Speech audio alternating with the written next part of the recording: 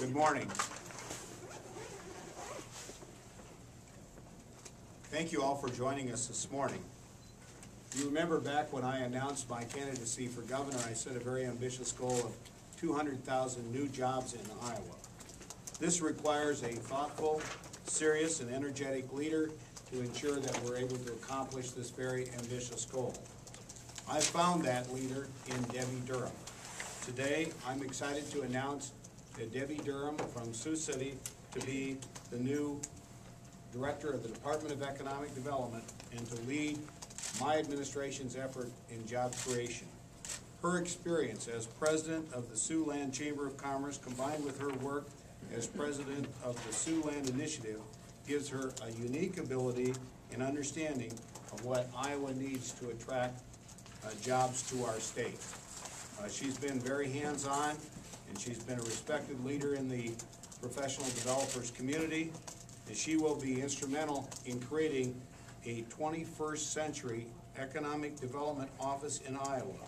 I believe she's the right person to transition us to this new Iowa public-private partnership for economic progress.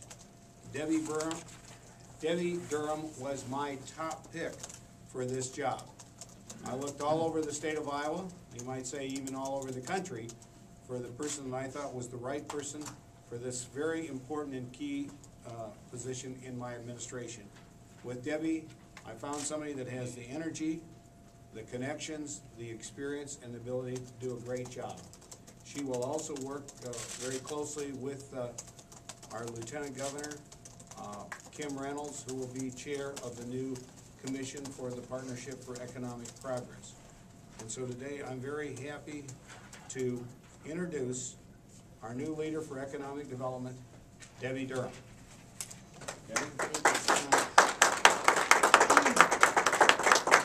Well, first of all, thank you all for joining us this morning. I have to say I'm quite humbled by the confidence that the governor and lieutenant governor-elect have placed in me with this appointment. As we all know, job creation was the cornerstone of their campaign, and I am charged with the task of initiating and preparing the framework for the new department, which will be called the Partnership of Economic Progress. For those of you who know me, you know that I take a very holistic approach to growth. And I think the key word in this new name is partnership, because that really is what it's about. Debbie Durham cannot create 200,000 jobs. But Debbie Durham, in partnership with the economic development professionals around the state, and I believe that all jobs are created at the local and regional level, with partnership with those in the education community, with partnerships with our state universities and technology transfer and innovation, with working with our private sector, asking them to be more partners just beyond board membership, working with them to really identify supply chains and encouraging them to help us in our recruitment, and certainly, and most importantly, working on retention of jobs. We all know that most of our growth comes from within.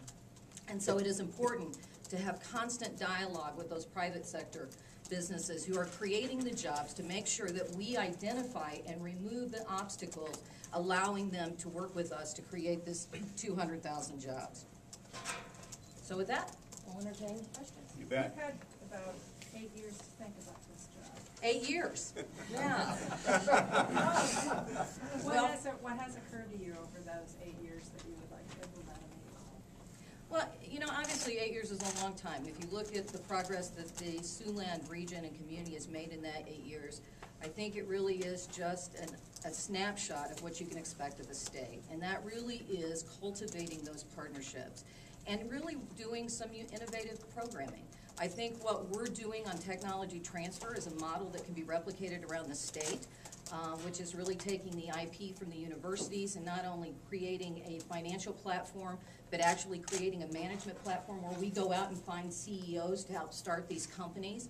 So I've learned a lot, and I think, and again, my contacts across the state have also increased, not across the state, but even nationally. You know, we've been fortunate enough as an economic development organization to be ranked twice by Site Selection Magazine as one of the top 10 economic development organizations in the country. I mean, obviously that we're very honored by that recognition, but I think what it says is that we understand how to develop a framework that will propel growth. What does this mean for Sioux City? Well, you know, obviously, I think that's why it took me so long to say yes. You know, I've been with the Siouxland Chamber of Commerce for 16 years, 15 years as its leader. It was a very emotional decision for me, but I do believe for everything there's a time and there's a season, and it is my time and season to leave. And the opportunity that the governor and the lieutenant governor has given me, I mean, those opportunities do not come along very often, and I'm ready for a challenge. Do you think this could potentially benefit the Sioux City area, having somebody such as I think it will benefit the entire state, is what I think. I would also say that I think the fact that Debbie has done so well in Sioux City, when you're competing with South Dakota, which is a very competitive state, low-tax state, I think is indicative of her ability to accomplish great things under difficult circumstances. And we're excited about that. Plus, I think she knows how to get it done. She's got the right connections. And certainly, you know, I think it benefits Sioux City to have somebody that knows Sioux City in this economic development position. It is a partnership between the local people and the state, and the final decision is always made on a location and not on the state. I mean, you hope to get them interested in the state, but then the final sale is made at the local level, and obviously having those kind of connections is good. But Debbie knows the whole state very well, and I think she will represent the whole state well.